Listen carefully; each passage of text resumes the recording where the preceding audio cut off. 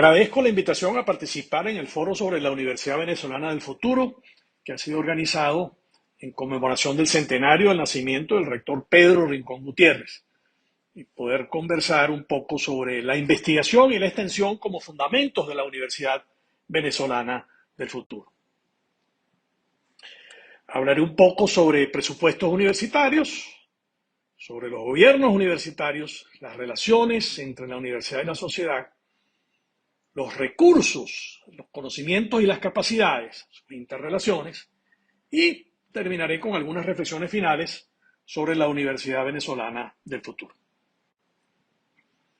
En Venezuela tenemos una crisis prolongada de financiamiento de la universidad, tanto la pública como la privada, lo cual se traduce en periodos prolongados como el actual, en que tenemos gran desinversión para el desarrollo de las universidades. Y aquí tenemos que en las universidades públicas el grueso del financiamiento proviene del presupuesto fiscal, mientras que en las universidades privadas proviene exclusivamente de la matrícula estudiantil, de lo que pagan los estudiantes para poder estudiar. Y los ingresos entonces se consumen fundamentalmente para el pago del personal, tanto en las universidades públicas como en las privadas. Una situación que tenemos que atender. Esto contrasta con lo que ocurre en el exterior, donde vemos que hay una diversificación de fuentes, en donde en muchos casos más de la mitad del presupuesto, buena parte del presupuesto proviene de los servicios que ofrece la universidad, de las investigaciones que produce la universidad. Otra parte importante proviene de los beneficios de inversiones que manejan las universidades, y otra parte pues proviene de los presupuestos que aportan los estados, los países o las matrículas estudiantiles, en el caso en donde se cobran matrículas estudiantiles. Que esto ocurre tanto en universidades en Estados Unidos, donde está el grueso de estos ejemplos, como en universidades en Sudamérica, por ejemplo en la Universidad de Campinas en Brasil, en el estado de Sao Paulo. Esto tiene mucho que ver entonces en cómo manejamos nosotros las universidades en los distintos países y en las distintas partes de los distintos países. Tiene que ver entonces con las estructuras de gobierno, con la operación de las universidades y con la rendición de cuentas. El gobierno universitario, en resumidas cuentas, es la gestión de los propósitos que persigue la universidad y de los recursos para poder lograr esos propósitos, y tenemos que atender esa situación. Los gobiernos universitarios pueden ser centralizados, con un único consejo universitario que controla todos los aspectos de la universidad, o puede tener el gobierno universitario un cuerpo social que se asegura los lineamientos de la universidad y recibe la rendición de cuentas acerca del funcionamiento de la universidad, un cuerpo académico que maneja internamente la universidad para poder utilizar esos recursos en el logro de los propósitos, y un cuerpo ejecutivo representado por el rector, los vicerrectores, los decanos, que asegura entonces el funcionamiento día a día de la universidad. Y eso se ve reflejado en la forma como funcionan distintas universidades. Aquí tenemos ejemplos de universidades que están catalogadas entre las mejores universidades del mundo, ubicadas tanto en los Estados Unidos como en Inglaterra, en esta lista, en donde vemos que hay toda una diversidad de maneras de designar al rector o al presidente o al vicecanciller de las universidades, como se llamen esos, personas que ejecutan los lineamientos de la universidad, y los consejos que los nombran, donde son consejos, en el caso de Estados Unidos y Inglaterra, en la mayoría de las veces externos a las universidades, lo cual no compromete su autonomía. En algunos casos internos, por ejemplo en las universidades como Oxford y Cambridge, son fundamentalmente el personal académico de las universidades, y sobre todo los miembros más notorios del personal académico, los que nombran al rector. Pero vemos que en muchos otros casos tenemos una combinación de consejos en donde se asegura la rendición de cuentas de la gestión universitaria para asegurar que los propósitos de la universidad siempre son cumplidos. Y algo parecido ocurre en algunos casos en Latinoamérica. En Latinoamérica, por supuesto, las características de la autonomía dictaminan que es la propia universidad, la propia comunidad universitaria, la que designa a sus autoridades. Pero vemos, por ejemplo, el caso de la UNAM, la Universidad Nacional Autónoma de México, en donde el rector es designado por una junta de gobierno que está integrada por 15 profesores distinguidos, brillantes, conocidos, elegidos por el Consejo Universitario. Y por supuesto, en otros casos, pues la elección es hecha por parte de la propia comunidad o o tras una consulta a la comunidad, entonces designado por el cuerpo gubernamental correspondiente. El gobierno universitario también tiene mucho que ver con su estructura académica. Y la estructura académica pueden ser islas epistémicas o pueden ser redes de conocimiento. Las islas epistémicas es lo que conocemos como facultades. Son columnas autosuficientes prácticamente, que están organizadas internamente en institutos, en escuelas, en centros, en laboratorios, y que están orientadas fundamentalmente a la formación profesional. Las redes de conocimiento es otra forma de organizar a las universidades para que las universidades se vinculen más directamente con la sociedad, para que haya una construcción de capacidades a través de una red de programas, que es lo que le interesa a la comunidad, investigación, enseñanza, extensión, y una serie de servicios que transversalmente proporcionan a la universidad la capacidad de poder ofertar esos servicios a la sociedad y entonces contribuir a la construcción de capacidades. Entonces, es muy importante que nosotros nos fijemos en las relaciones entre la universidad y la sociedad, en los propósitos que perseguimos en la universidad y en los recursos que podemos manejar para lograrlos. Y que esa realización de propósitos y esa realización de recursos estén vinculadas entre sí mediante la construcción de capacidades, la generación de valor y, por supuesto, la generación de conocimientos.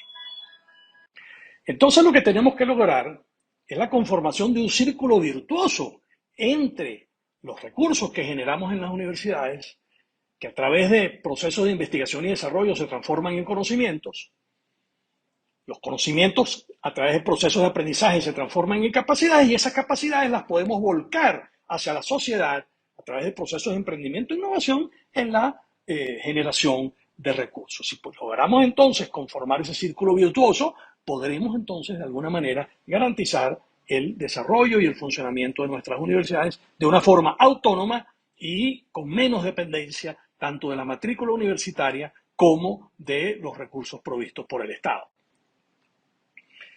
Entonces, la Universidad Venezolana del Futuro, y ya empiezo con las reflexiones de hacia dónde tenemos que ir, tenemos que tener una universidad que sirva a la sociedad, no al Estado, no al estudiante como cliente, no al profesor como factor fundamental de la universidad, sino a la sociedad, que le brinde servicios a la sociedad, que su actividad académica agregue valor, que estimule la vinculación entre los diferentes sectores de la sociedad para satisfacer las necesidades de la sociedad y generar valor, que procure recursos y gestione los propósitos y que, por supuesto, que rinda cuentas.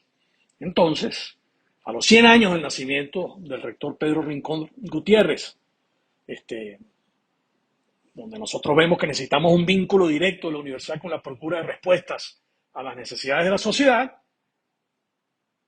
quiero concluir entonces diciendo que los presupuestos fiscales y las matrículas estudiantiles no son capaces ni serán capaces de proveer recursos suficientes para la inversión y la operación de las universidades, que la actividad académica es la fuente de valor más genuina de las universidades, que tenemos entonces que concebir a la investigación y la extensión como las acciones fundamentales de la Universidad Venezolana del Futuro para poder garantizar su desarrollo y su sostenibilidad, que a través del ejercicio de esa investigación y esa extensión se generan las capacidades humanas y la formación de profesionales que, por supuesto, la sociedad requiere de nosotros y que tenemos que enfocar la gobernanza en la procura de recursos y en la rendición de cuentas del valor de la actividad académica de la universidad.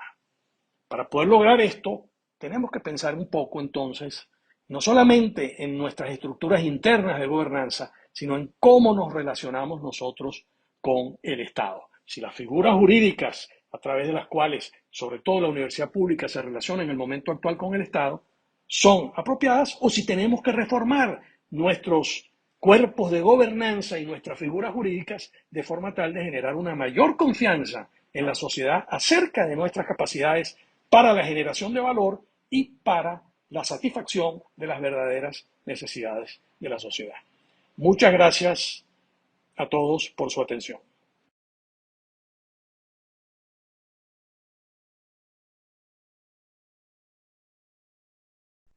Salud y bienvenidos. Primero que todo, Debo declarar que transitar por el tema propuesto no es tarea fácil, debido a que integrar en un solo sistema elementos con fuertes contradicciones históricas en lo filosófico, utilizando los saberes con propósitos y fines diferentes, ha provocado encuentros que han ido desde lo irreconciliable hasta la mera convención política. Debo, asimismo, como estrategia para hacer posible este planteamiento, reconocer las limitaciones existentes para llegar a un franco entendimiento entre las partes del sistema que propondremos en esta conversación. Sin embargo, como soñador de buenas empresas y acostumbrado en mi trabajo a hipotetizar, debo también reconocer que hay factibilidad para lograr el propósito. Esto último debe ser aclarado en el entendido que toda idea, hipótesis, creencia, suposición o propuesta obedece a expresiones irracionales que solo tendrán valor cuando sean demostradas, convirtiéndose entonces en racionales. La universidad del futuro dependerá de cómo la institución actual llegue a adaptarse a los nuevos paradigmas que satisfagan las exigencias impuestas durante el siglo XXI, incluyendo la velocidad del cambio de actitud del pensamiento crítico, la necesidad de la integración, la desaparición de la individualidad como centro de acción, el incremento de elementos tecnológicos que aceleran la comunicación y la velocidad del pensamiento en franca competencia con la inteligencia artificial. La integración universidad y su entorno ha sido planteada como una estrategia para el desarrollo científico-tecnológico regional con visión de futuro en el marco de un nuevo orden económico, tomando el conocimiento como factor estratégico para la generación de riqueza y la universidad como la organización responsable de producir. La interacción universidad-entorno, creando sus propios mecanismos, identificarán situaciones específicas en cada región y modelarán cada aplicación particular capaz de generar el beneficio estimado y su mantenimiento futuro. El propósito de esta conversación es contextualizar la información disponible y la necesaria sobre los procesos de regionalización mediante la interacción universidad y su entorno geopolítico, en procura de apoyo por parte del sector oficial y la empresa privada, con el objetivo de contar con disponibilidad necesaria para avanzar en la producción de nuevos indicadores en la región que permitan el desarrollo futuro, incrementando la acción del sector científico-tecnológico insertado en el avance exigido para ubicar la población en el ya adelantado siglo XXI. Apartando por hoy las críticas y comparaciones sobre el funcionamiento de nuestra Universidad de los Andes a través de los años y precisando tomar decisiones para insertarla en el sendero que conduce al futuro y su desarrollo, asomamos algunas propuestas para consideración de quienes creemos en el poder de la integración del conocimiento para rescate del alma mater y su fundamental misión como institución en pro de la sociedad en el entorno regional para el tiempo venidero. En el contexto correspondiente a nuestra Universidad de los Andes y su entorno, los estados andinos, es prioritario conocer con exactitud el contingente actual de especialistas de las distintas áreas del conocimiento, con lo cual se cuenta en ambas instituciones. Posteriormente podría estimularse la planificación y propuestas para solicitar financiamiento que permita la ejecución en conjunto de actividades tendientes al futuro desarrollo de la región. Tales propuestas serían generadas por equipos interdisciplinarios en redes especializadas, conformadas por especialistas de la Universidad de los Andes y los organismos de los estados andinos participantes. reunidos en un ambicioso parque científico-tecnológico regional antiguo, el cual pudiera estar adscrito a un Consejo Regional de Investigación Científica y Tecnológica, a ser propuesto con la urgencia que el caso amerita, coordinado y gerenciado por el mismo cuerpo científico, en el entendido que solo con la integración universidad, Estado político regional, se podrá salir de la postración actual de la institución y del atraso en el desarrollo de la región andino-venezolana.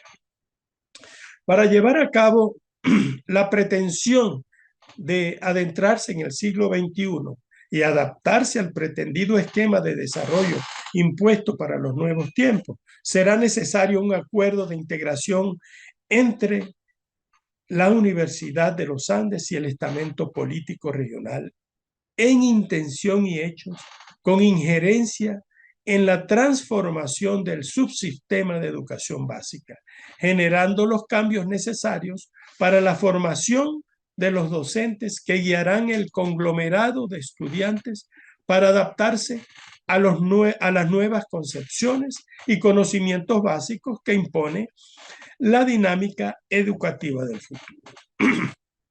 Así, la enseñanza clásica de lectoescritura estará acompañada de teoría y práctica con conceptos y ejecuciones sobre transformación digital y la educación 4.0, concebida esta como una propuesta educativa para adaptarse a la nueva realidad, caracterizada por la conectividad científica y la tecnología. Competencias necesarias para que estudiantes puedan desenvolverse diariamente y en su futuro laboral.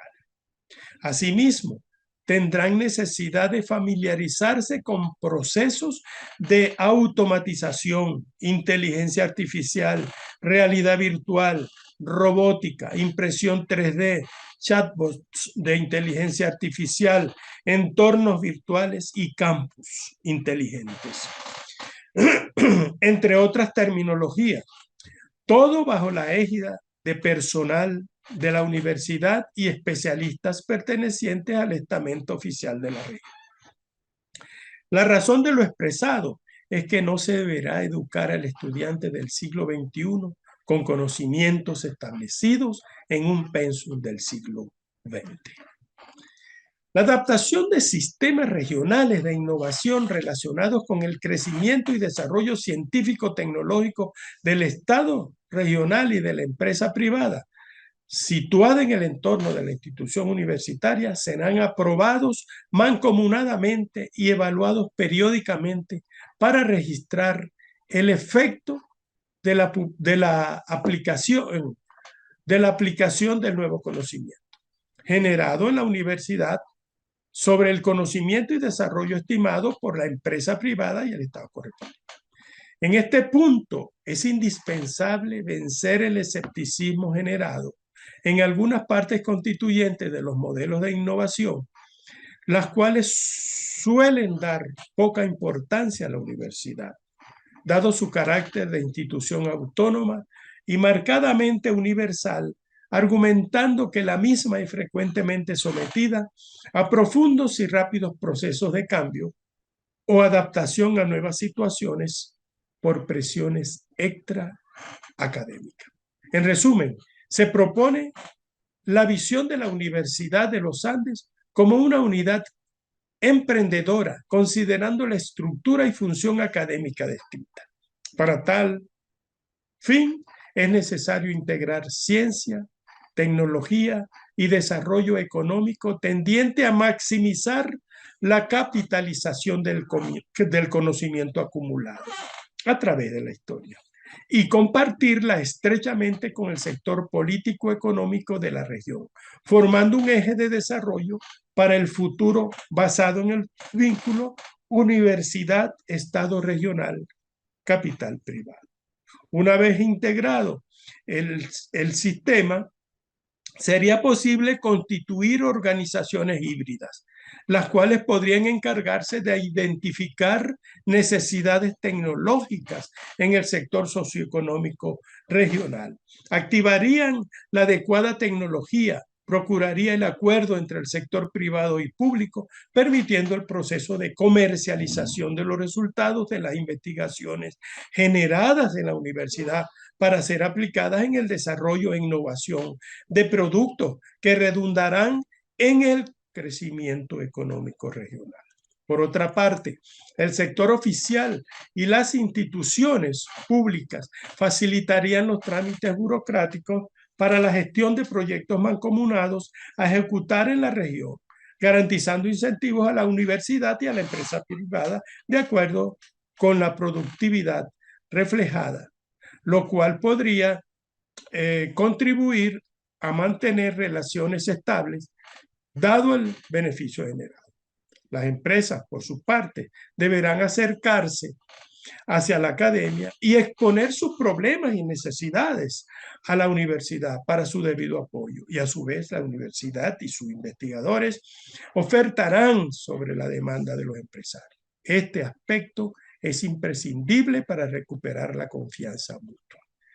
Iniciativas como la que se propone sería un hecho inédito en el país en lo que se refiere al desarrollo regional, en el cual los tres estamentos se dediquen a explotar las potencialidades existentes en la región, utilizando el poder del conocimiento generado en la institución para expresarlo en valor tangible una vez obtenga el soporte de las fuerzas vivas del Estado, encargado de mantener las variables que hacen crecer el capital invertido en un todo de acuerdo con el apoyo oficial, que además de incluir en sus programas de ejecución financiamientos para desarrollo específico, deberá oficializar la actividad y tramitar el correspondiente aval del gobierno central.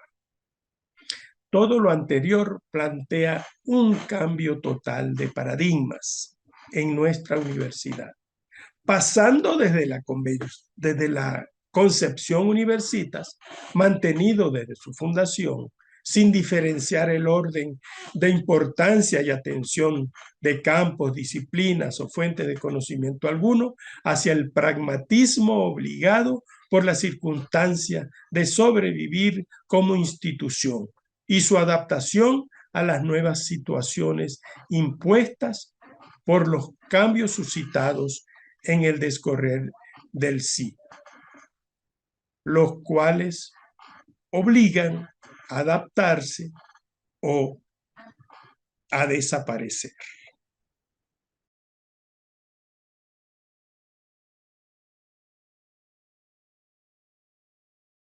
En primer lugar, estoy muy agradecido por la invitación que me ha hecho la Academia de Mérida y el grupo Mirada Múltiple. Creo que estos espacios deben reproducirse, ya que la universidad necesita urgentemente discutir aspectos que tienen que ver con su propia vida institucional. El motivo, los 100 años del nacimiento del rector magnífico Pedro Rincón Gutiérrez, creo que es una oportunidad única que se presta para desarrollar una discusión que estoy seguro a don Pedro Rincón Gutiérrez le hubiese gustado de estar vivo participar en ella. Bueno, para poder aprovechar los minutos que me quedan, voy a compartir pantalla para hacer un poco más ágil la presentación. Se me encomendó hablar sobre la Universidad Venezolana y los retos para el siglo XXI. Por supuesto, debo comenzar diciendo que la universidad hoy en día está viviendo la peor crisis de la Guerra Federal. Las crisis anteriores que han incluido el cierre de la Universidad Autónoma, que quedan un poco desdibujadas porque esta crisis actual, que ya lleva 20 años, ha colocado a la universidad en una situación de penuria, de sobrevivencia, en condiciones de extrema urgencia. ¿Cómo se ha revelado esta crisis? ¿Cuáles serían los puntos álgidos a mi entender? En primer lugar, la diáspora de los profesores. Se han ido más de 4.000 profesores universitarios al exterior, lo que equivale al cierre de una universidad como la Universidad de los Andes o la Universidad Central de Venezuela. Luego la caída estrepitosa de la investigación. Venezuela para 1998 producía el 4,8% de toda la producción en América Latina y para 2022, de acuerdo a las estadísticas del portal Simago, Venezuela solamente está aportando el 0,6%. Ha habido una disminución en los últimos 10 años, pero en caída libre de todo lo que es la investigación en América Latina, investigación en Venezuela. Y esto es muy grave porque la Universidad Autónoma generaba el 80% de esta investigación. Hoy en día, debido a esta diáspora, muchos profesores siguen produciendo, pero ahora esa producción está escrita a las universidades receptoras. Luego la caída de la matrícula. Esto es un fenómeno que en Venezuela se está observando en los últimos 10 años. La matrícula ha caído casi en un 70%, solo para citar dos ejemplos. La UCB, de 45.000 estudiantes que se contabilizaron para el año 2014, hoy para el año 2023 no pasan de 21.000 estudiantes. La UPEL tenía 105 estudiantes para el año 2012, para 2021 no llegaban a 45 estudiantes, es decir, caída muy pronunciada de la matrícula sin señales de recuperación para los años que vienen. No todo ello se debe explicar por la diáspora, sino por la imposibilidad de nuestros estudiantes de acceder a los estudios por razones de carácter económico. Luego, la pérdida progresiva de la autonomía. El gobierno nacional ha diseñado una política desde hace varios años de ir socavando la autonomía de las universidades.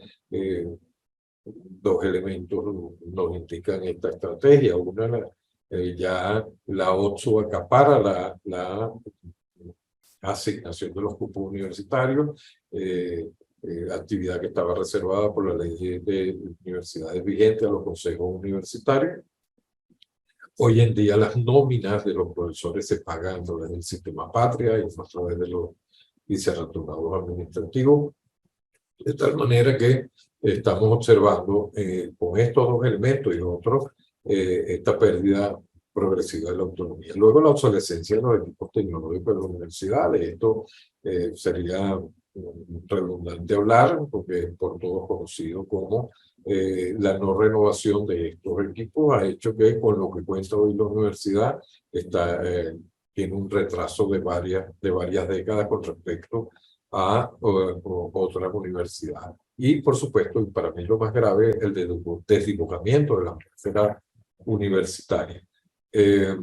La atmósfera universitaria, ese ambiente de discusión libre, de discusión, de confrontación de ideas, que ha disminuido en los últimos años debido a la dispersión de los profesores, la falta de motivación y, por supuesto, la ausencia de los estudiantes, la no presencialidad debido a la pandemia. Es decir, ha habido como una suerte de tormenta perfecta para hacer que esto que define el hecho de la universidad se haya ralentizado y sea muy poca la opinión de la universidad que se escuche a nivel nacional sobre diferentes problemas del país. Los universitarios como comunidad libre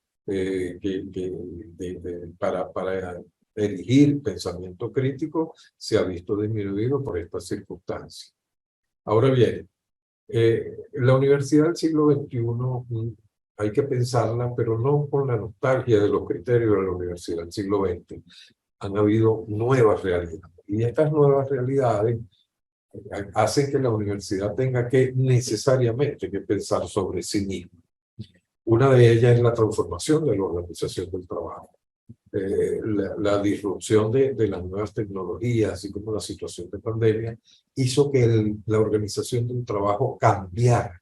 Se crearan nuevos puestos, se transformaran otros, desaparecieran otros, surgieran nuevos nichos de emprendimiento con exigencia en el uso de las nuevas tecnologías para poder ser eficiente. La universidad tiene que adaptarse a este nuevo entorno que no era el entorno del siglo XX. La universidad ya no debe formar profesionales para el siglo XX, debe formarlo para el siglo XXI, y esto, por supuesto, amerita una urgente discusión sobre la manera y cómo y con qué y en qué estamos formando a nuestros profesionales.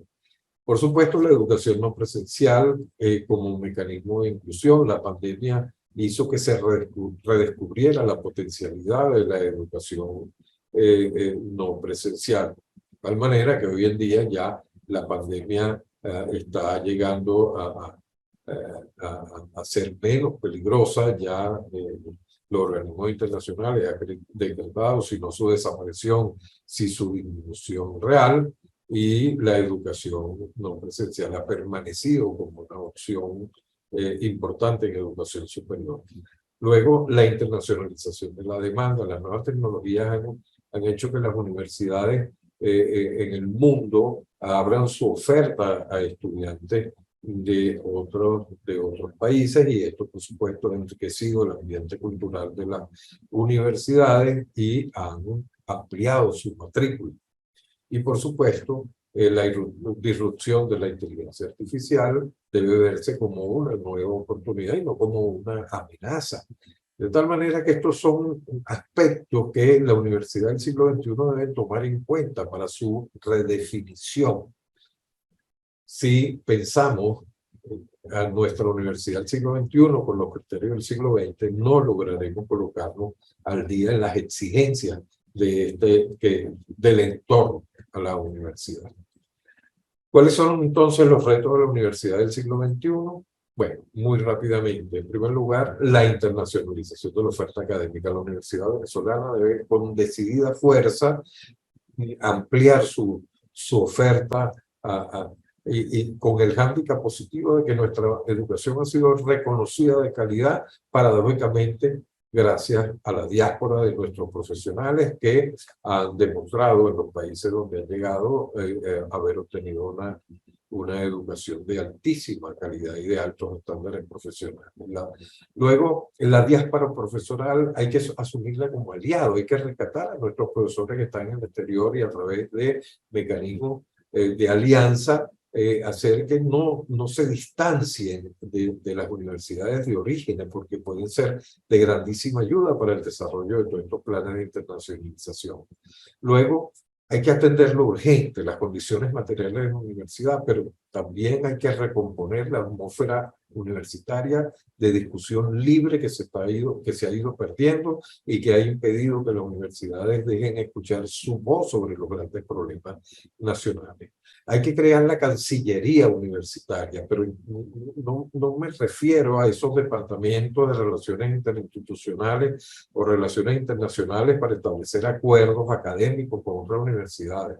No, me refiero a una Cancillería dedicada con un personal especializado a buscar fondos a través de organismos internacionales, a hacer alianzas estratégicas con otras universidades para dar a conocer algún portafolio de consultoría, de proyectos de investigación que puedan atender necesidades de las empresas nacionales o internacionales. Es decir, hay que buscar mecanismos de financiamiento alterno al presupuesto nacional, porque el presupuesto nacional, aunque las políticas económicas cambien, no se va a recuperar a corto plazo y las universidades no pueden detenerse. Las universidades deben seguir a un ritmo que no las saque de lo que es el concierto académico de América Latina. Luego hay que buscar incentivos para la investigación y publicación de artículos en revistas de impacto. Hay que aumentar nuestra visibilidad en el mundo, hay que recuperar puestos perdidos. Y, por supuesto, hay que adecuar la estructura universitaria en atención a las nuevas realidades. Quizás la conformación tradicional por facultades, escuelas, sin comunicación entre sí, no sea la más adecuada para atender estos nuevos retos. Quizás es necesario repensar la manera como estamos utilizando nuestros recursos humanos. Hay que racionalizar el uso de este talento ya instalado en nuestras universidades. Por supuesto, no son todos los retos lo que está planteado en esta exposición, tampoco son todas las soluciones, pero por algo se debe comenzar. Y no puede la Universidad Venezolana esperar la recuperación económica del país para arrancar. Desde las condiciones más adversas, la Universidad Venezolana está obligada a establecer un mecanismo de recuperación inmediata. Muchísimas gracias y perdonen quizás la extensión más de la cuenta del tiempo que me concedía.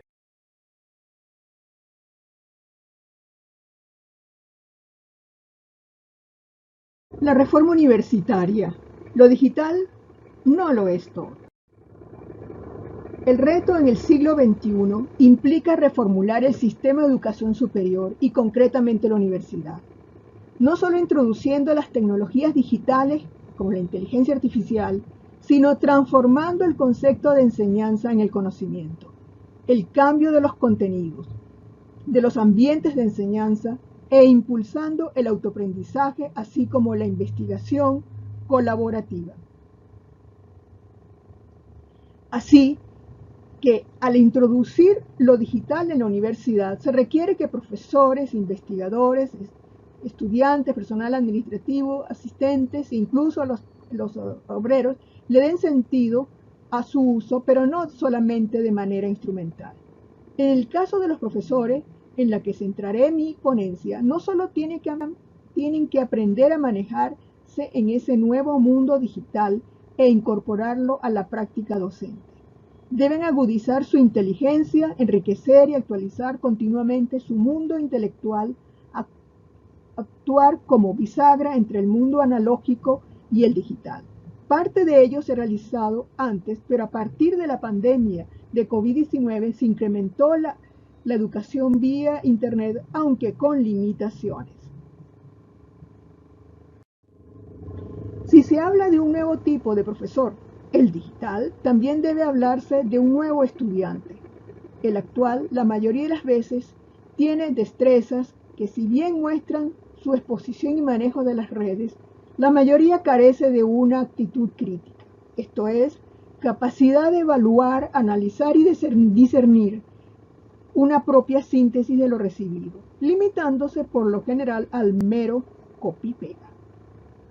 La inmediatez, el acceso a rápido y diversas fuentes de información a través de redes y plataformas, pero sin discernir la confiabilidad de la data, hace confiar al joven que el conocimiento está allí disponible y por tanto no requiere que él gaste tiempo en estudiar y en especial en leer con atención y por tanto en razonar, argumentar y en exponerlo en términos propios.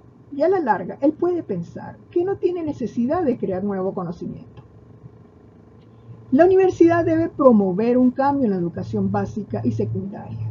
Si bien ello debería ser objeto del Ministerio de Educación, la universidad debe contribuir mediante la actividad de extensión hacia los docentes de primaria y secundaria, a fin de ir creando esas nuevas actitudes y capacidades que les permita incorporarlas y transmitirlas en el acto educativo.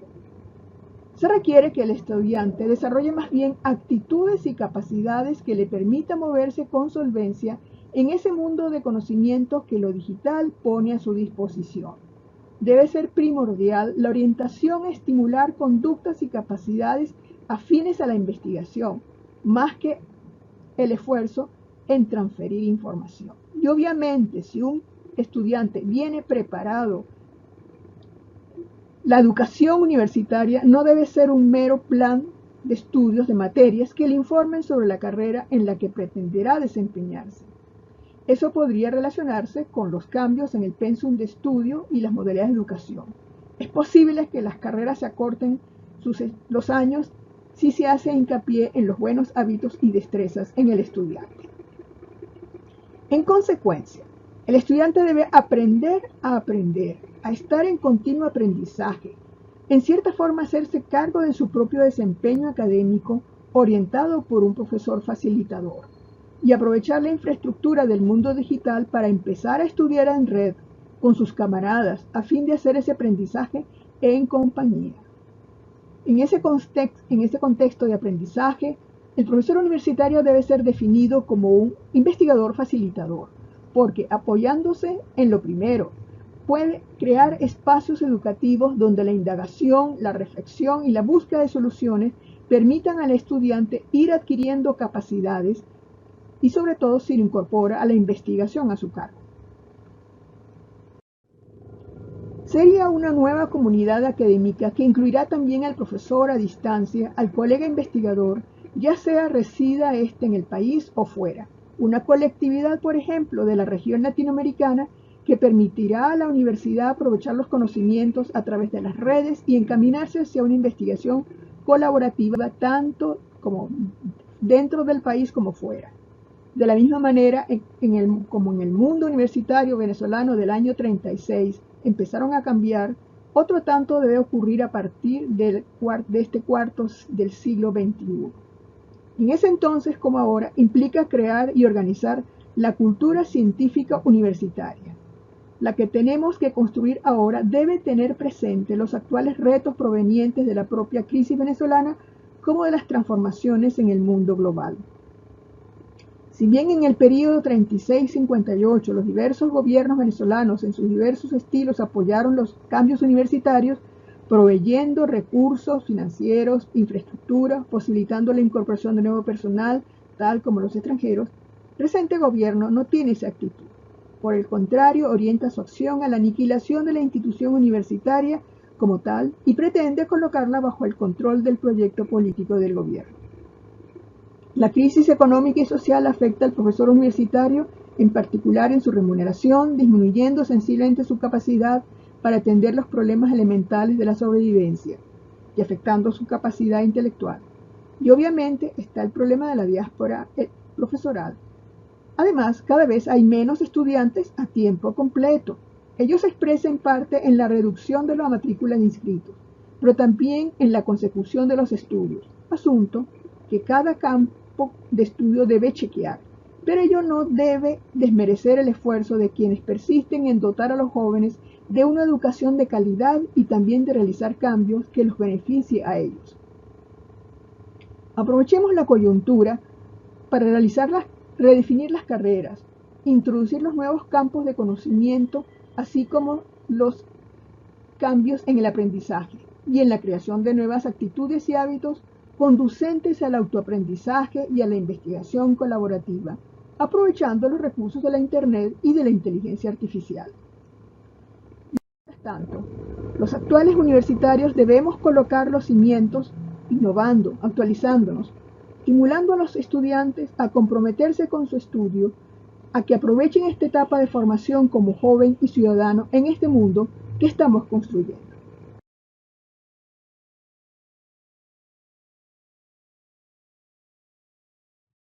Estimados organizadores de este prestigioso evento, en especial quiero darles las gracias a Humberto Ruiz Calderón por la invitación a presentar un tema que tengo en desarrollo, que lo ha definido como mapeo científico de geolocalización global del high skill venezolano. Yo tengo o trabajo en varias líneas de investigación. Una de ellas es la de la movilidad, la inmigración, diásporas intelectuales, entre otros términos. El brain drain, brain gain, brain circulation, ¿no? Que son terminologías que se usan en la literatura científica para identificar esto. Lo primero que les muestro acá en la nota es que, como me invitaron recientemente, lo que les estoy presentando es un estudio en desarrollo. La idea es publicar esto en un artículo de la Web of Science. Y me estoy centrando en Venezuela, aunque el estudio en general estoy analizando a Venezuela comparado con Colombia y comparado con Perú, países periféricos de la región suramericana, en la medida que nos permite ver cómo ha ido involucionando Venezuela sobre estos otros dos países que, si bien sus capacidades están por debajo de la media de los países, por ejemplo, europeos, los indicadores van creciendo y Venezuela va decreciendo. Entonces, esa es una nota que quiero que se entienda desde el principio, que es una investigación en proceso. Lo segundo, me interesa que podamos discutir un poco sobre la idea de la investigación. Entonces, el mapeo científico tiene como propósito geolocalizar a los científicos venezolanos que publican en la Web of Science, porque lo que interesa es mapear, identificar dónde se encuentran trabajando qué instituciones, qué países, y lo digo en plural porque tengo identificado personas que se han ido moviendo por distintos países o que tienen doble filiación o que, por ejemplo, están en otro país pero colocan la doble filiación, por ejemplo, en Venezuela, o personas que ya se han jubilado, que están en otro país y que colocan la institución de origen acá en Venezuela. He encontrado múltiples identificadores para entender un poco cómo estamos moviéndonos y cómo son las publicaciones, básicamente en la Web of Science, que es el top en términos científicos. Entonces, básicamente la concentración de este estudio va a mapear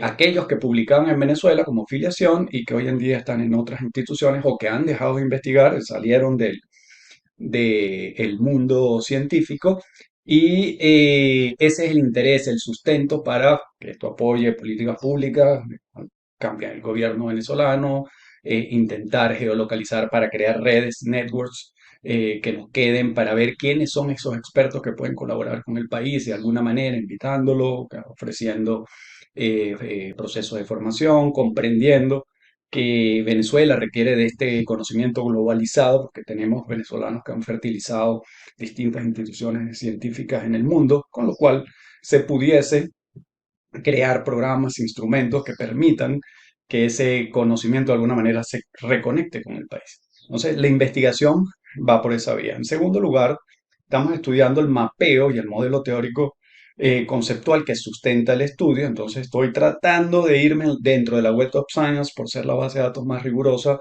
y tiene mayor datos sobre codificaciones, filiación, ID, es decir, identificadores, ya sea por el ORCID o ya sea por el propio código que está generando en los últimos años Web of Science. Entonces estoy trabajando sobre eso. Pero recuerden que para dar mayor profundidad al estudio, en el que está en desarrollo, estoy comparando a Venezuela con Colombia y Perú, que Colombia y Perú están también por debajo de la media de los países, por ejemplo, europeos. Aquí lo que estoy buscando básicamente es que comprendamos eso. Entonces, desde el punto de vista metodológico, no voy a detenerme mucho acá. Tengo un marco teórico conceptual construido.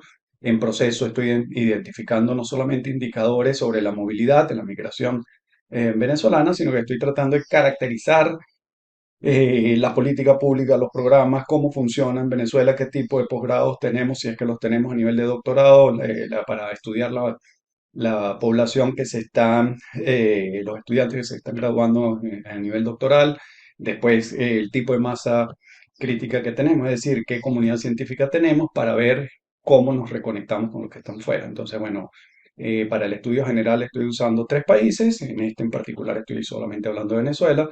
La idea es trabajar desde 1990, me interesa entender el periodo pre-Chávez, donde Venezuela está muy por encima de Perú y Colombia, y hoy en día estamos muy por debajo de Perú y Colombia. Entonces eso lo voy a mostrar con algunos indicadores. Las bases de datos me refiero básicamente a la Web of Science. He usado distintos softwares. Uno de ellos es el programa BuzzViewer que te permite hacer redes. Y estoy trabajando con Bibliometrics, que termina en X, que es otro software que permite hacer también mapeos y después hay una limpieza de los datos. Aquí está la caracterización de Venezuela, Colombia y Perú. No me voy a detener mucho. Yo estoy tratando de caracterizar los procesos locales, es decir, qué está pasando en el mundo desde la visión global a cada una de las localidades, Venezuela, Colombia y Perú, para caracterizarlo, pero en especial trabajando con la movilidad en estos países, quiénes se quedan fuera del país, es decir, si se puede entender como brain circulation o brain drain o brain gain o un híbrido de brain drain y brain gain, que es probablemente ya los datos que tenemos nos indican que aquí no se aplica ese concepto. Entonces, los primeros datos. Y el año base, principios de siglo, Venezuela, que es el azul, era el país que tenía mayor producción científica, bastante por encima de Colombia y casi 7 veces más que lo que era Perú en ese momento. En Venezuela, en el año 98, entre el presidente Chávez, sabemos que hay un boom petrolero que permite que haya grandes ingresos para Venezuela casi hasta el 2011. Tuvimos la creación de la LOCTI, que duró básicamente del 2005 al 2010, 2011, que se cierra. Entonces, este pico tiene relación un poco con la LOCTI y vemos que después empieza a haber una pérdida, una caída, que inclusive está por debajo de lo que era el año base del estudio. Cuando vemos un país que tiene una población cercana a 50 millones de habitantes, Colombia actualmente, ¿no? Unos 20 millones más que Venezuela, y si descontamos casi los 8 millones de venezolanos que se han ido, dentro de ellos la comunidad científica, Venezuela tendría aproximadamente la mitad de la población, pero vemos que Colombia, que estaba 2,5 veces por debajo de Venezuela, hoy en día el crecimiento para Colombia, dado estos datos, ha sido casi exponencial. Y vemos que Perú, que estaba muy por debajo de Venezuela, ha venido creciendo. Esta es una proyección del 2025 con un factor de intervalos de confianza de 95%, porque no sabemos si está por debajo o por arriba, pero Perú tiene una política de crecimiento importante, independientemente de los vaivenes políticos, porque la economía sigue siendo la base fundamental, sobre todo la macroeconomía en Perú. Está dando factores de 3, 4% de crecimiento, con lo cual eso implica que este país de manera sostenida en producción científica de alguna manera nos ayuda a explicar este factor. Otro dato, cuando analizamos las cantidades de publicaciones, hacemos los cruces, lo que interesa demostrar acá es que Colombia hoy en día ha crecido 21 veces más en la temporalidad que estamos haciendo que Venezuela, y Perú ya ha crecido 8 veces más. Es decir, Venezuela viene en un proceso de pérdida de publicaciones, es decir, de masa crítica, de inversión, de condiciones de infraestructura, de equipamiento, de fondos de financiamiento, de suppliers, etcétera, mientras estos otros países han ido aumentando su poderío. Para entender todavía de manera más importante cómo es esta pérdida, en Colombia en promedio tenemos que la cantidad de publicaciones por cada 100 investigadores es aproximadamente de 44,1, Perú está en 34,0 y Venezuela apenas en 6,8. Si esto lo llevásemos al año base, se invierten los valores, es decir, Venezuela hubiese quedado en primer lugar, y eso es uno de los puntos críticos.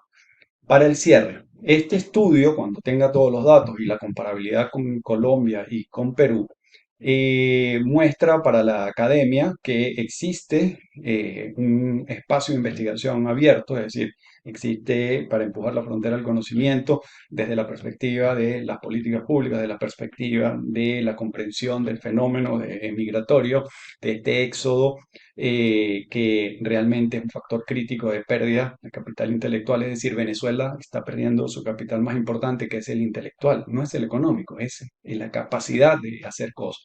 A nivel de las empresas también, evidentemente personal altamente cualificado, temas de inversión, etcétera.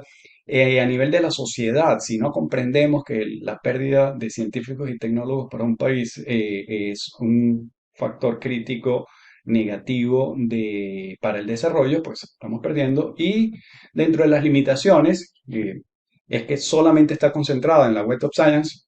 Sería importante para futuras investigaciones, recomendaciones, tener la idea de centrar el esfuerzo en otras bases de datos como Cielo, Pascal, Dialnet, Scopus, también mirar otro tipo de producción intelectual, ya sean patentes, que hay muy pocas en Venezuela, por no decir ninguna, o producción de proyectos de investigación, ya sea desde I+D o de proceso de innovación, o de tecnologías, y mirar este mundo. Entonces, básicamente lo que quería compartir con ustedes en estos 10 minutos era indicar que esta investigación está en desarrollo. Estos datos son simplemente la primera fase del trabajo. Estoy trabajando, estoy mirando las redes de colaboración, como Venezuela tiene gente en múltiples países, en puestos de importancia, que siguen publicando en la Web of Science, y básicamente cuando tenga el artículo lo compartiré por la red. Muchas gracias a todas y todos.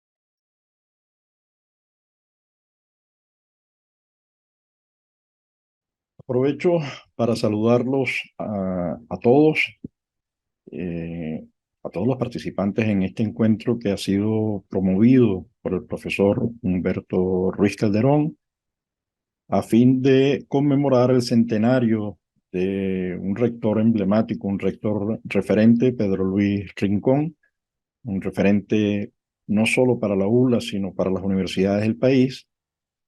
Y al mismo tiempo, al mismo tiempo que es conmemoración, también es una invitación a pensar la universidad del siglo XXI. Es una convocatoria que aceptamos con mucho gusto, en nuestro caso desde la perspectiva de la que estamos trabajando, que es la diáspora venezolana.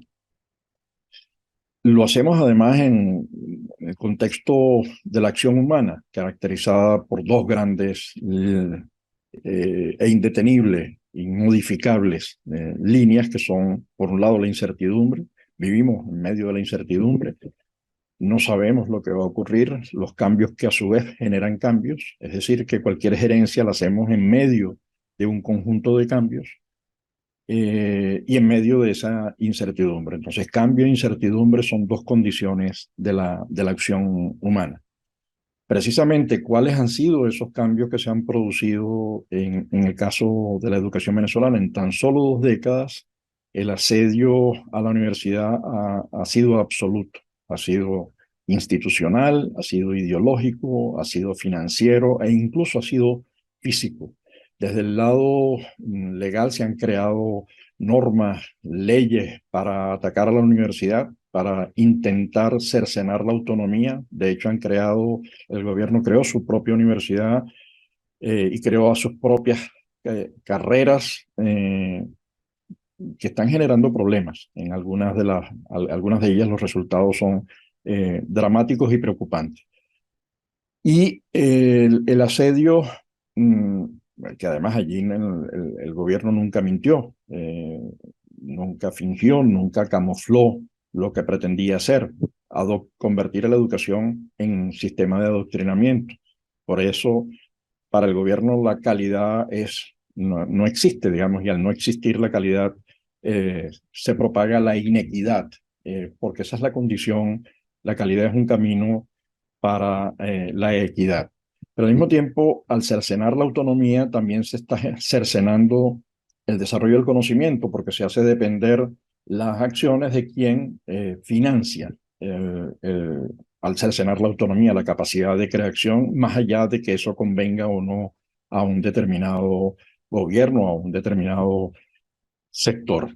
Entonces, en ese ataque a la autonomía, ha utilizado todos los medios a su disposición, el presupuestario, el institucional, pero también la agresión física, la agresión como ha sido la destrucción de la biblioteca de la Universidad de Oriente o la destrucción de medicina tropical en varias ocasiones, el robo de cables en la Universidad Central, digamos, o lo que ha ocurrido en la Universidad del Zulia, que es terrible. Han dejado al sector de la infraestructura, se la han volado. Cuando nosotros comenzamos este trabajo en el año 2013 en la Universidad Central de Venezuela, primero no nos imaginábamos que la diáspora iba a crecer como lo ha hecho. Estamos hablando en este momento de más del 25% de la población, 8.200.000 venezolanos en 90 países y centenares de ciudades. Decimos que más de 400, aunque en realidad podríamos, si agregamos las de Brasil, la distribución con la política migratoria brasilera, el número sería muy superior. En todo caso, lo fundamental es eso, estamos distribuidos alrededor del mundo, eso significa que se está creando una nueva geografía, es un fenómeno que llegó para quedarse, como todo proceso migratorio, no culmina con el retorno, más bien el retorno comienza a ser un pequeño porcentaje de esa realidad. Los estudios indican que retorna 30-40% de quienes se han ido de cualquiera de las migraciones que ha ocurrido en el planeta. Nosotros tuvimos que enfrentarnos al vacío de información, y el vacío de información denota xenofobia de parte del gobierno, que no solamente lo niega de verbo, sino que obliga al Instituto de Estadística a no producir información, a guardar silencio, que es estruendoso ante un fenómeno que es imposible de ocultar con un dedo, digamos. Usted no puede ocultar este fenómeno porque la realidad habla. Los organismos internacionales han creado, como Naciones Unidas y la OIM, un programa especial para la diáspora venezolana en Latinoamérica, y en consecuencia está propiciando o dificultando las posibilidades de planificación del presupuesto mismo, del presupuesto del Estado, porque, bueno, eso afecta el hecho de que tanta gente se haya ido, afecta, por supuesto, positiva y negativamente en el siguiente sentido, afecta la estructura de población, la estructura etaria, afecta los servicios, afecta la planificación de las empresas, pero también afecta desde el lado de las remesas los ingresos que percibe Venezuela, que además se distribuyen regionalmente de acuerdo a los porcentajes de población que se han ido de uno u otro estado del país.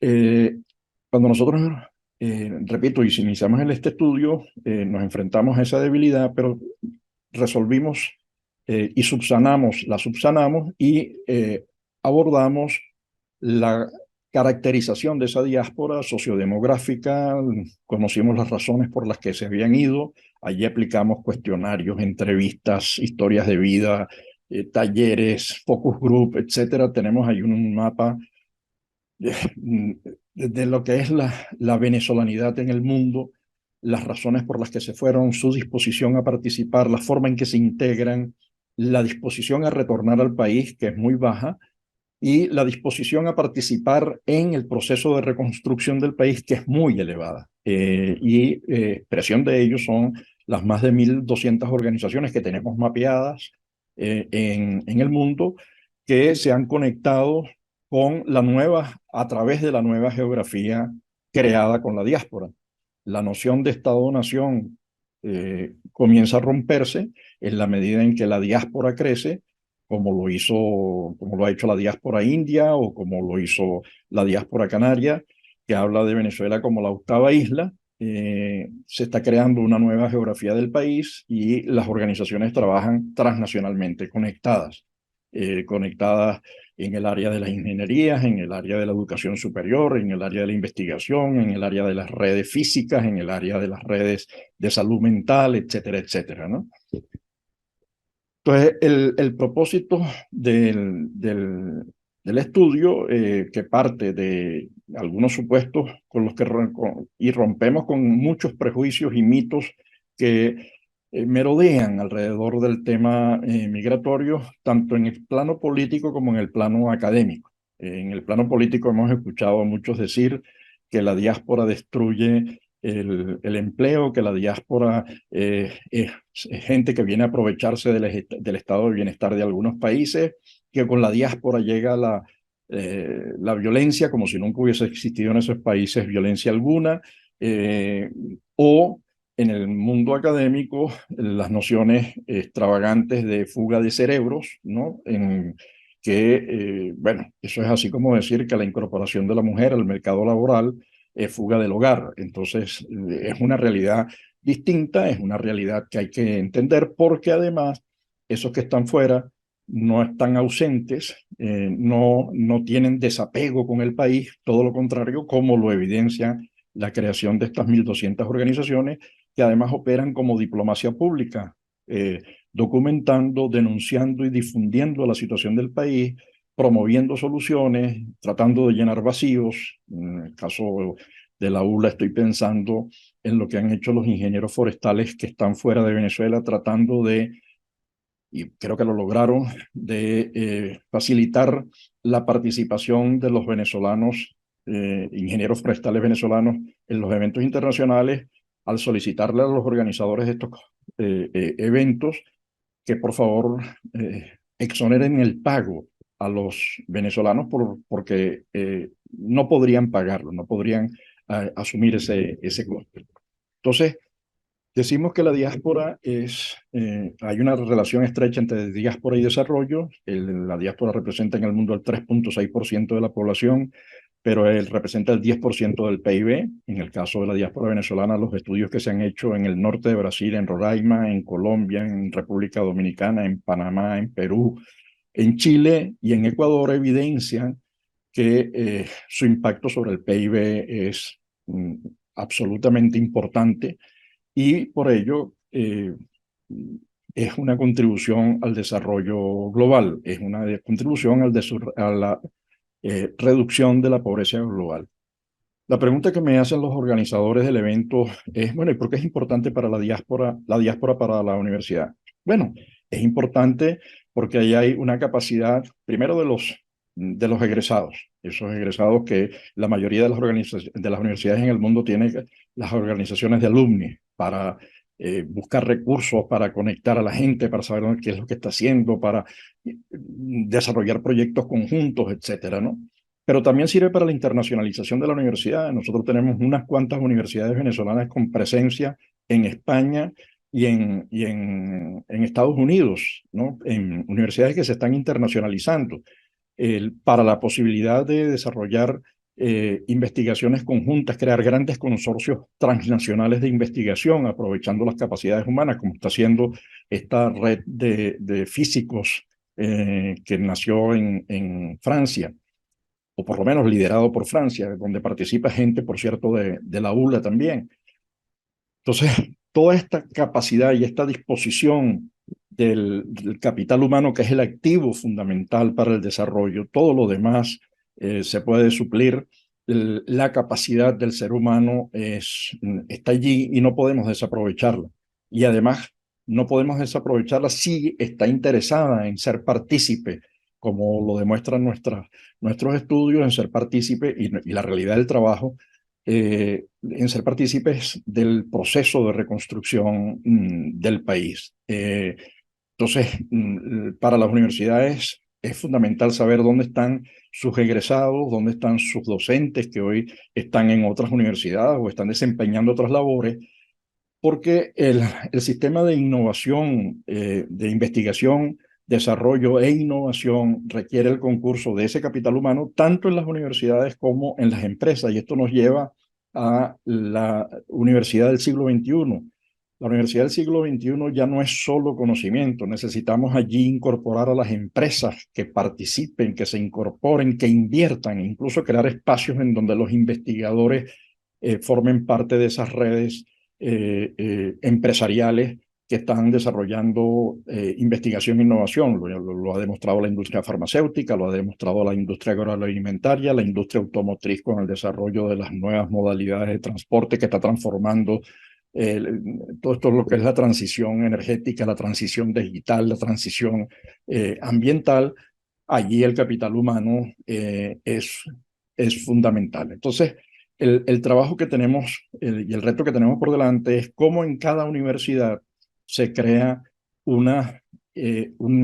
desde el más alto nivel, estoy hablando desde las autoridades centrales, una unidad que se encargue de hacerle seguimiento a esto. No solo se trata de los egresados, se trata de dónde están, de hacer políticas activas para ver dónde se puede aprovechar, dónde se puede desarrollar, cómo pueden apoyar, en qué área, porque no es solamente en el campo de la formación, no es solamente en el campo de la investigación, es también en el campo de la inversión. Entonces allí hay un enorme trabajo que hoy le corresponde a la sociedad civil y al sector privado, así como en el año 36, con toda esa propuesta que hizo Adriani y Merideño, y que también hizo Arturo Uslar Pietri de crear el ITIC, el Instituto Técnico de Inmigración y Colonización. Hoy le corresponde al sector privado, a las universidades, a las organizaciones de la sociedad civil, impulsar una estrategia de gobernanza de esa diáspora que ya está prefigurada. Ya el modelo de gobernanza de la diáspora se ha venido dibujando, lo ha venido dibujando ella misma a lo largo de estos 20 años, y con esas más de 1.200 organizaciones con proyectos en todos los países, en bloques de países, creando redes, creando redes de acción que permiten impulsar proyectos conjuntos y lograr acceso a recursos. Lo estamos haciendo en el campo del emprendimiento, lo estamos haciendo en el campo de la telesalud, cuando digo lo estamos haciendo, lo están haciendo las organizaciones, los actores centrales. En el año 2016, la Universidad Central de Venezuela, pionera en este tema también, lanzó con el que fue vicerrector académico, desafortunadamente fallecido, Nicolás Bianco, la diáspora de la UCB. Desafortunadamente, por la asfixia presupuestaria, escasez de recursos para hacerlo, que generó, bueno, resistencias y dificultades para la operación.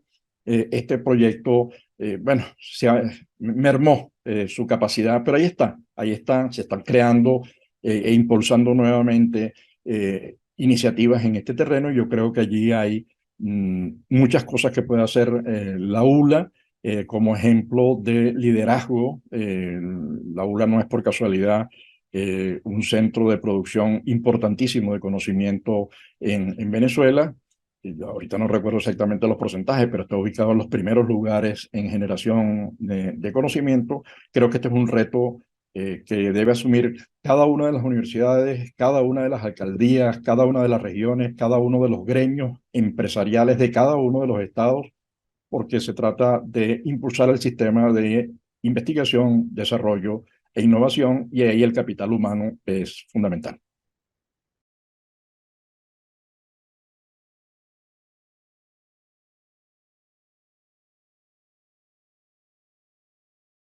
Buenos días a todos. Gracias por su asistencia presencial o virtual.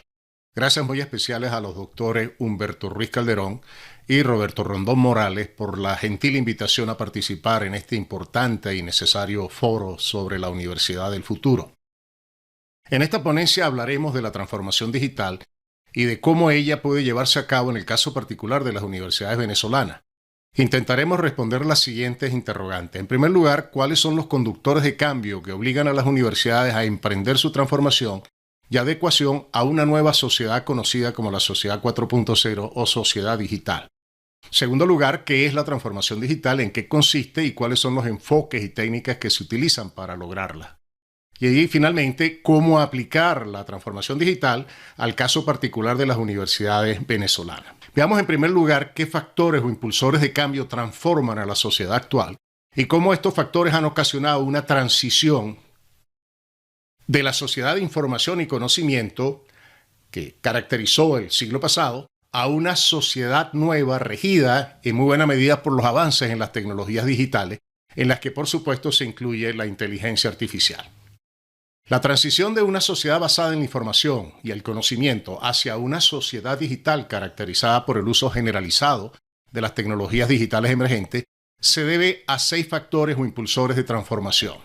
Primero de ellos el cambio de milenio, luego la aceleración tecnológica, la pandemia COVID-19, las tecnologías interactivas en las que se incluyen las redes sociales y las videoconferencias, la inteligencia artificial y por supuesto la ciudadanía digital. La transición a este nuevo milenio representó para la humanidad un cambio sin precedentes que ha afectado y modificado de una u otra manera a todos los sectores de la sociedad contemporánea. Este proceso de transformaciones se inicia a finales del siglo pasado como una consecuencia directa de un fenómeno conocido como la aceleración tecnológica. Este fenómeno consiste en el crecimiento exponencial que presentan las tecnologías en general, particularmente aquellas que dependen o están relacionadas con la computación y la inteligencia artificial, tal como se muestra en esta lámina. Este fenómeno de crecimiento tecnológico se acentuó drásticamente con la aparición de la pandemia COVID-19, la cual obligó al mundo y muy especialmente a sus organizaciones a repensarse y transformarse en muy corto tiempo para poder así lidiar con las consecuencias impredecibles que dicha pandemia ocasionó. Veamos qué es entonces la transformación digital y por qué este proceso de gestión es considerado hoy en día un proceso fundamental para emprender la adecuación de una organización cualquiera a las demandas que impone la sociedad 4.0. Los fenómenos de aceleración tecnológica, cambio generacional y transición hacia una nueva sociedad, que es la sociedad 5.0 que se espera esté vigente a finales de esta década, obligan a todas las organizaciones a repensarse y transformarse muy rápidamente, para poder así satisfacer pues los requisitos que imponen los diferentes sectores de la sociedad. A este proceso de cambio profundo se le conoce como transformación digital y se define como un proceso de gestión estratégica y cambio organizacional que persigue en primer lugar alinear los objetivos de la organización a las necesidades de su entorno, es decir, del entorno social, político, económico, tecnológico, geográfico, es decir, el entorno social. Y en segundo lugar, aprovechar las oportunidades, funciones y servicios que ofrecen las tecnologías digitales para mejorar los procesos de la organización. Nótese que no estoy definiendo la transformación digital como un proceso tecnológico, lo estoy definiendo como un proceso de gestión, proceso de gerencia. Consiste, por lo tanto, en adecuar la organización a las demandas que impone el entorno que ya mencioné, social, económico, político, etcétera, y en aprovechar los avances tecnológicos para lograr una efectiva y eficiente consecución de los objetivos de la organización, que en muy buena medida pues están definidos por el entorno, es decir, por la sociedad. En Venezuela, la transformación digital universitaria se hace extremadamente compleja debido a la crítica situación del país, al acoso político y al cerco económico que este régimen le ha impuesto por muchos años a las instituciones educativas, principalmente a nuestras universidades autónomas. A ello se unen factores que hacen aún mucho más complejo el proceso de transformación, entre los que se destacan los siguientes: la diáspora profesoral, estudiantil y laboral, la falta de financiamiento, los míseros sueldos que devengamos los trabajadores universitarios, el estado de abandono y la falta de mantenimiento de la estructura, por mencionar solo algunos de los problemas que nos caracterizan a nosotros como universidades y como instituciones educativas en este país. La transformación digital universitaria implica entonces cambiar principalmente 4 de sus elementos fundamentales. Por un lado, el modelo organizacional; por otro lado, los procesos fundamentales; la cultura organizacional y, por supuesto, el entorno o dominio de acción de la universidad. En todos ellos, por supuesto, se incluye la búsqueda de soluciones a los problemas que señalé anteriormente. Se hace entonces necesario cambiar, en primer lugar, el modelo organizacional vigente. ¿Qué significa eso? Significa entender y satisfacer las necesidades y requisitos de esta sociedad 4.0, sociedad digital. Bien, por supuesto, en el contexto venezolano y mirando hacia los próximos años. En segundo lugar, redefinir sus objetivos estratégicos para alinearlos a las necesidades de esta nueva sociedad. En tercer lugar, rediseñar su estructura organizacional para hacerla mucho más plana, más ágil, eliminando los 8 niveles jerárquicos actuales que dificultan la comunicación y la toma de decisiones y en consecuencia impiden dar respuestas rápidas a los cambios que exige el entorno. Y en cuarto lugar, pues mejorar la experiencia del estudiante y las relaciones de la universidad con el entorno. Ello implica cambios en los modos de interacción, es decir, tanto presenciales o virtuales, modos de interacción entre el estudiante y el profesor y entre la universidad y la industria, es decir, la universidad y su entorno.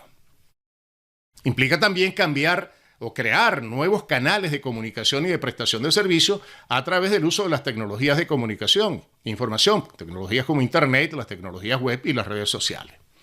Por otro lado, es necesario mejorar la eficiencia y eficacia de los procesos docentes, de investigación, de extensión y de gestión universitaria, para lo cual se requiere, en primer lugar, simplificar el marco legal y normativo para lograr una mayor agilidad organizacional. El marco vigente impide cualquier cambio.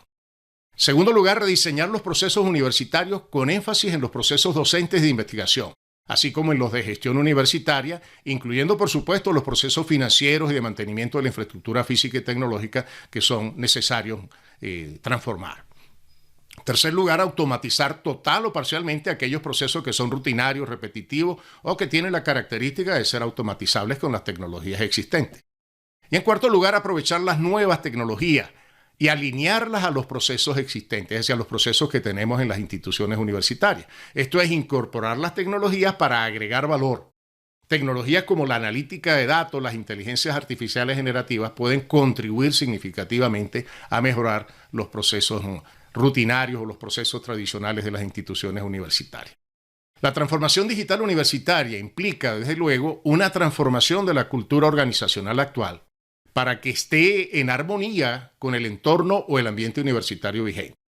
Para ello es necesario, entonces, primero, un liderazgo con experiencia gerencial, dominio tecnológico y proclive al cambio. En segundo lugar, necesario gestionar el cambio organizacional para lidiar con todas las dificultades que todo cambio impone. En tercer lugar, es necesario capacitar y motivar a todo el personal, sobre todo en procesos de gestión y en procesos de transformación digital y, por supuesto, en la parte tecnológica. Finalmente, es importante incorporar todo el personal en el proceso de transformación digital, porque la transformación digital es un problema que nos atañe a todos los universitarios. No es un problema solamente de la gerencia, ni es un problema de los técnicos, es un problema de toda la institución universitaria. Bien, el cuarto elemento de la transformación digital universitaria conlleva a una transformación del entorno social donde la universidad ejerce su función rectora en la educación, la cultura y la ciencia, como lo define la Ley de Universidades. Ello obliga, en primer lugar, a convertir a la universidad en una organización que esté al servicio de la sociedad contemporánea y que ejerza un claro liderazgo en sus campos o dominios de conocimiento. En segundo lugar, crear, innovar, usar tecnologías y crear nuevas formas de operar para lograr ventajas competitivas y posicionamiento internacional como una universidad del futuro. Es decir, rescatar esa posición que nosotros tuvimos a lo largo del tiempo en los últimos años y sobre todo en las décadas pasadas. ¿Cómo lograr la transformación digital universitaria? Pues bien, la transformación digital universitaria es un proceso complejo que demanda la comprensión del estado actual de la universidad y una clara definición y concepción de lo que deberá ser la universidad del futuro. Existe un amplio conjunto de enfoques y técnicas, en su mayoría provenientes del área de gerencia, es decir, de gestión, que han sido ampliamente probadas en diferentes empresas e instituciones del mundo entero. Entre estas técnicas que existen se destacan las siguientes: la planificación y el control estratégico, la gestión de la arquitectura empresarial, la gestión de los procesos de negocio, la gestión de proyectos, por supuesto, y la gestión del cambio organizacional, por mencionar una de las tantas técnicas y enfoques que existen para llevar a cabo la transformación digital en contextos organizacionales. El principal producto de este proceso de transformación digital es el plan estratégico, que es un plan generalmente de 3 a 5 años que tiene metas y planes de ejecución y control anual, es decir, se fracciona, se divide anualmente para poder llevar a cabo una transición gradual, escalonada, de una universidad existente en este momento a una universidad que se ha sido diseñada a través de estos procesos que mencioné anteriormente y que consideramos como la universidad del futuro en nuestro país. Los enfoques y técnicas de transformación digital que mencioné exigen como entrada un conjunto de principios rectores que guíen el proceso de transformación. Menciono para concluir solo algunos de ellos. En primer lugar, es importantísimo el conocimiento del entorno social de las universidades, es decir, conocer qué es la sociedad 4.0 y la sociedad 5.0, porque para allá vamos. En segundo lugar, es importante conocer las características del ciudadano digital, porque estamos formando un ciudadano que es distinto al ciudadano del milenio pasado, o sea, del siglo pasado. Es importante conocer las características de la empresa 4.0 y sobre todo de la industria robotizada o la industria automatizada. Es importante una mayor orientación hacia la investigación y también hacia la prestación de servicios que demanda el entorno, porque es a través de la prestación de servicios que podremos resolver los problemas de financiamiento. Es importante un conocimiento y un dominio del uso de las tecnologías digitales, porque estas universidades son tecnológicas, es decir, son universidades en las que la tecnología es la base fundamental para el desarrollo de todos los procesos que en ellas se ejecutan. Es importante entonces una disposición de todo el mundo al cambio y a la innovación. Una mayor agilidad organizacional que implique cambios en el currículo de manera rápida, inmediata. Y por supuesto, una agilidad tecnológica para poder incorporar las nuevas tecnologías de manera rápida. Nuevas carreras y actualización rápida de los programas existentes es imperativo. Por otro lado, una estructura organizacional plana que facilite la toma de decisiones y su ejecución debe ser un principio fundamental en este proceso de transformación digital. Y finalmente, es importante eliminar las barreras del conocimiento, es decir, promover la transdisciplinariedad, dado que la mayoría de las disciplinas actuales y futuras tienen esa característica, es decir, son transdisciplinarias.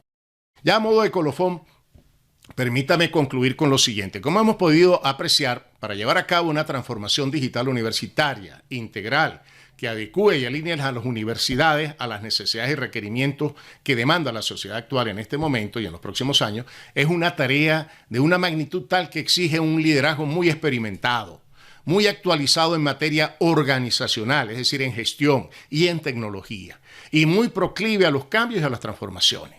Esta transformación solo será posible en la medida de que quienes conduzcan los destinos de nuestras instituciones universitarias tengan la experiencia, la voluntad, la predisposición al cambio, así como las capacidades necesarias para gestionar, liderar y convocar a todos los universitarios en un esfuerzo y una tarea compleja que ya es impostergable. Muchísimas gracias a todos ustedes por su atención.